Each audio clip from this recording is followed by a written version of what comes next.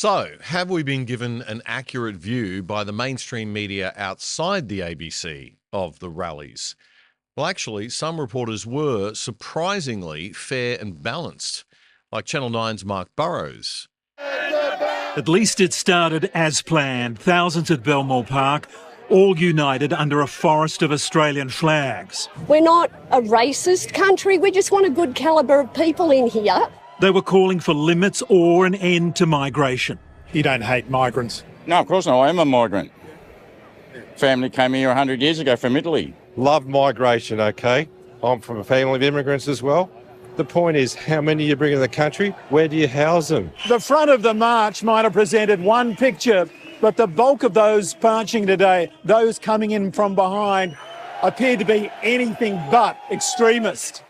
Yep, well done, Mark Burrows and Channel 9, for some fair and balanced reporting there. Nice to see. I wish I could say the same, unfortunately, for the Nine Network's Today Show. Sarah Arbo interviewed opposition leader Susan Lee. Are you, as the opposition, helping by attacking the government's migration policy here, or are you giving them more fuel? We're pointing out that we need a sensible, balanced approach to migration.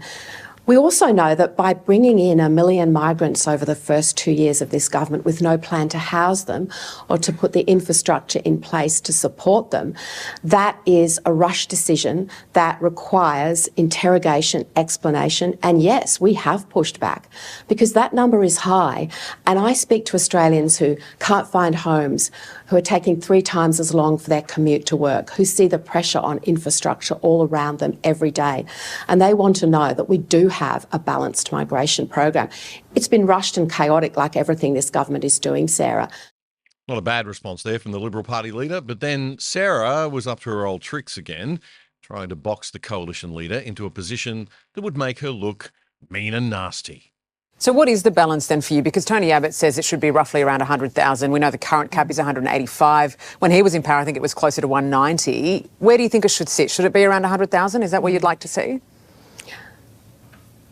Well, it's lower than what the government has stated because what the government has stated is putting pressures in every corner of this country. So what's the number on then, infrastructure, on housing and on our way of life? Well, we'll work through the details, Sarah, because, of course, within that broad number, there are many subgroups depending on what particular category and what the plan is going forward. Who we rely on as well, don't we, for this economy? So you've got students. 1 year, 2 year, 3 years. You've got students, obviously, who Yes. prop up the university Students, sector. You've got workers, skilled workers who holiday makers. Yeah.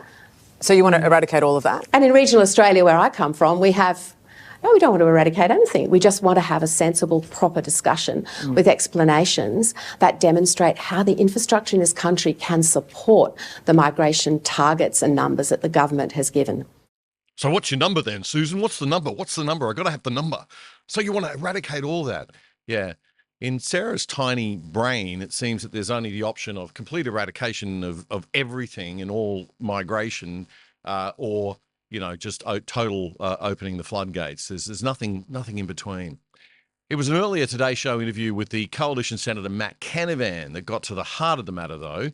The government has to stop hiding behind neo-Nazis and using them as shields against the very valid criticisms that millions of Aussies have about excess migration.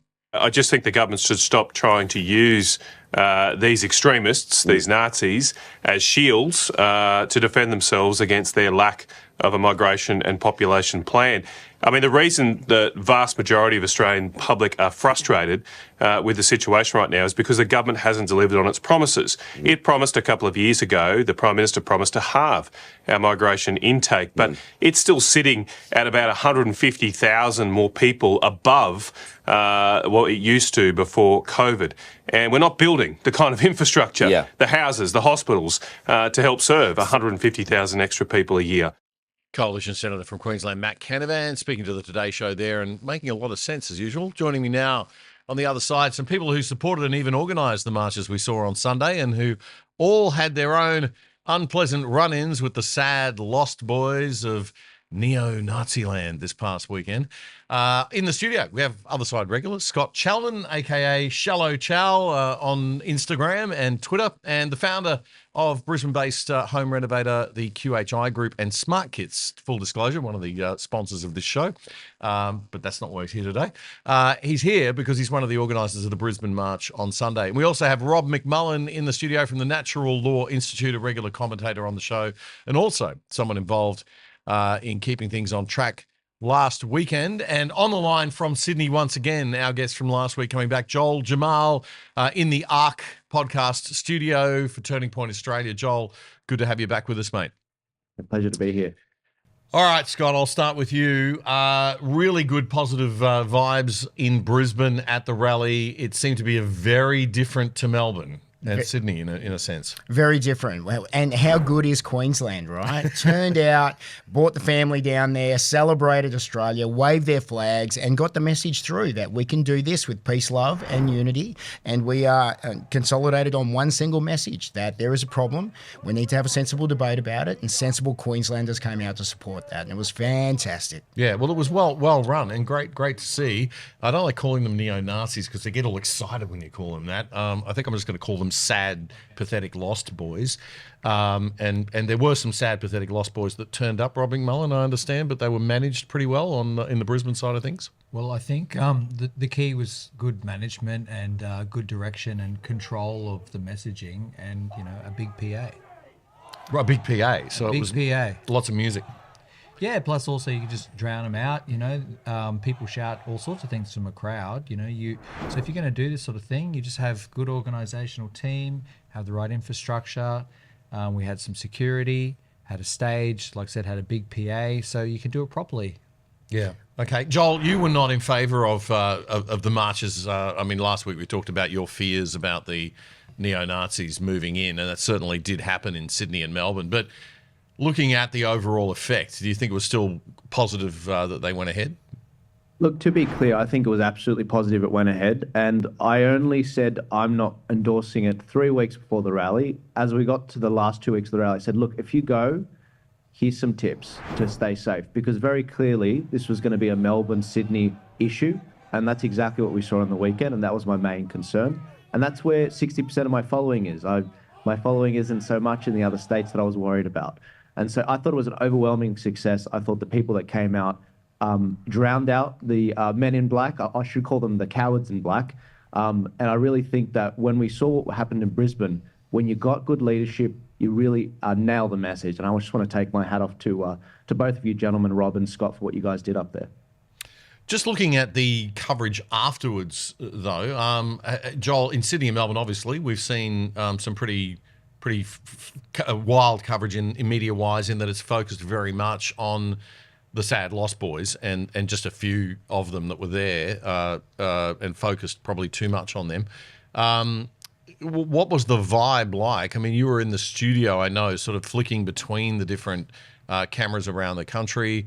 You had footage coming in from Brisbane, Sydney and Melbourne and other places as well. I know Canberra had a very positive vibe. Adelaide had a very positive vibe. There were a couple of the sad tragics there, but generally it was pretty good.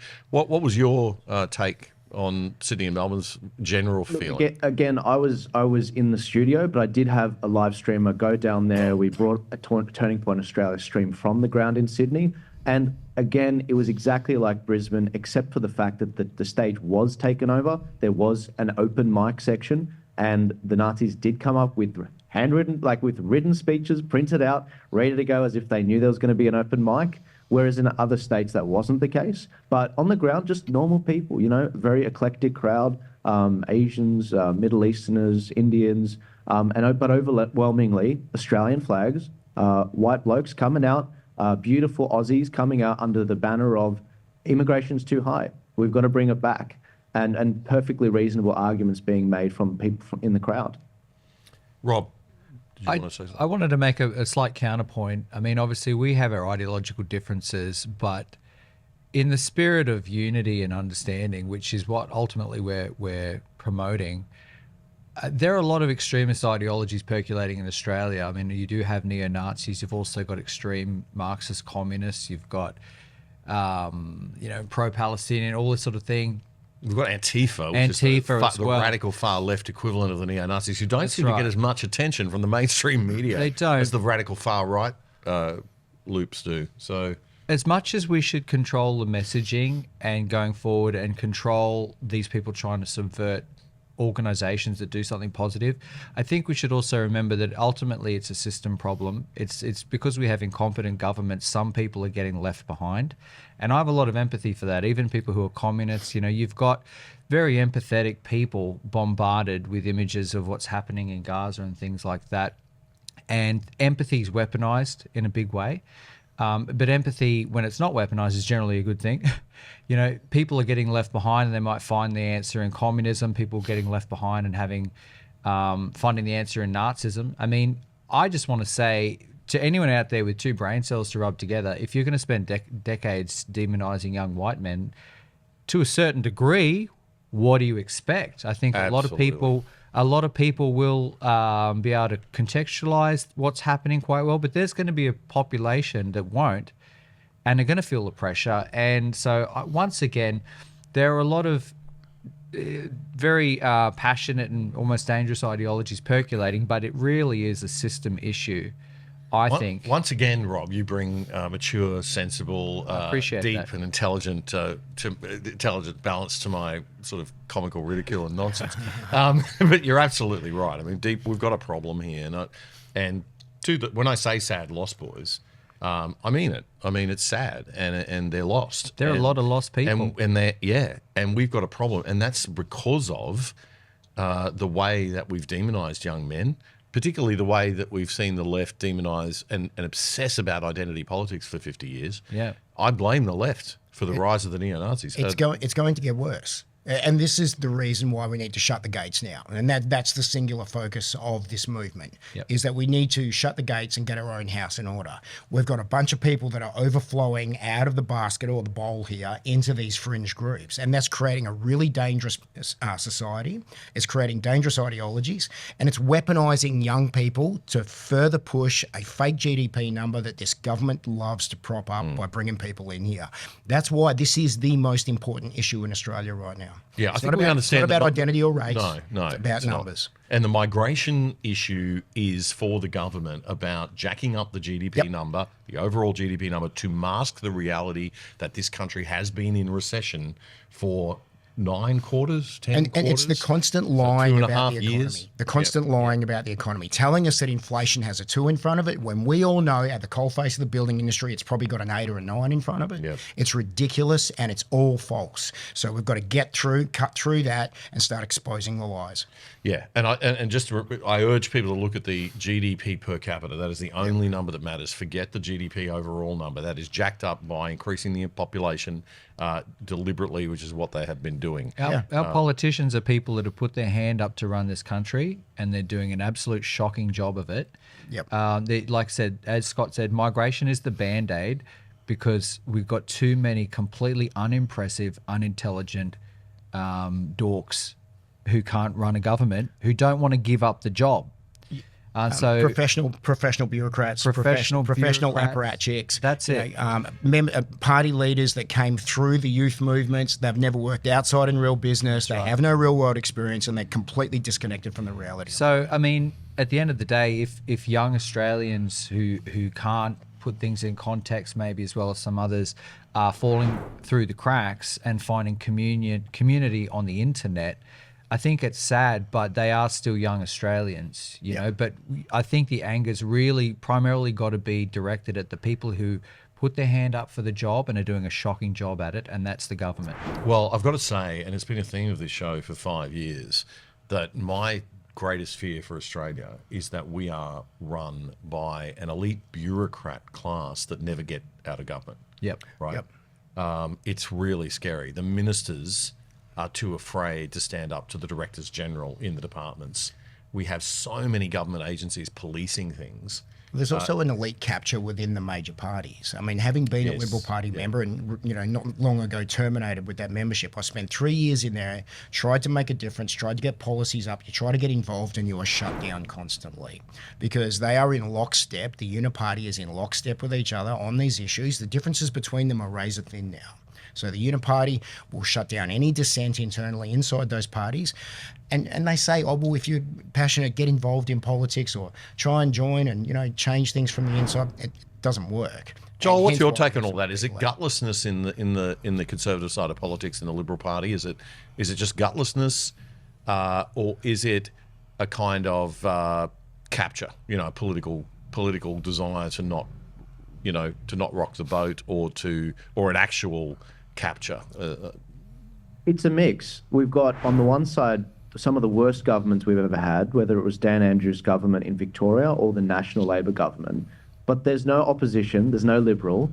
And in terms of a Conservative opposition, an alternative like a Reform Australia sort of party, like Reform UK, we've got 9 freedom parties, minor right parties, that are splitting the vote, which is why I'm really focused on bringing those guys together, getting their crap sorted, and putting their differences aside to focus on how they can come together.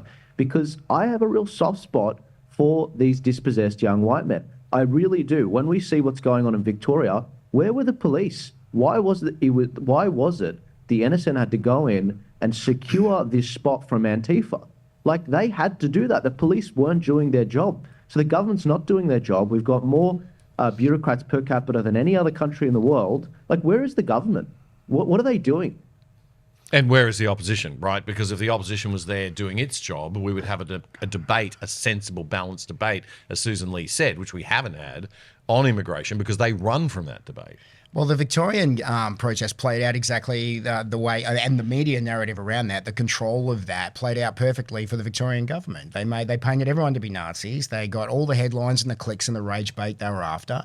Let's face it, they could have kept these two movements away from each other. They didn't. Yeah. They didn't. The useful idiots were used to control the narrative down there. Now, Victoria is the absolute worst case in Australia. We know that, and it's going to be ugly before it gets better down there. It will not be rectified by 2 or 3 of these rallies and events. We know that. This is an entrenched bureaucratic blob that is taking control of that state, and it is doing its absolute best to demonise anyone who speaks up against it. It is filth. Told that thought. We'll be back in a moment with more of our discussion on the March for Australia rallies that happened last weekend. In a moment. If you like The Other Side, one of the best ways you can support us is by signing up for the products of our sponsors. And one of our best sponsors is PIA VPN, the virtual private network that stops people spying on your internet activity. It'll keep you and your family truly safe from the prying eyes of big governments and corporations without slowing down your internet speeds. And you can watch Netflix or other streaming services using your regular accounts with them as if you're viewing from any country in the world. You can sign up for less than $3 a month and get a whopping 83% off the normal price. Just go to piavpn.com/otherside to sign up and you'll get the discount. And you'll get more info on those special deals if you check it out. That's piavpn.com/otherside. That was a segment clip from our weekly Friday night news show, The Other Side, which you can watch in full by simply going to YouTube and searching up The Other Side Australia. Then you'll find our full shows playlist. You can also find all of our full shows and our segments on our own website, othersidetv.com.au. That's othersidetv.com.au. Help us build a whole new Aussie media by joining us over there and signing up for the exclusive side.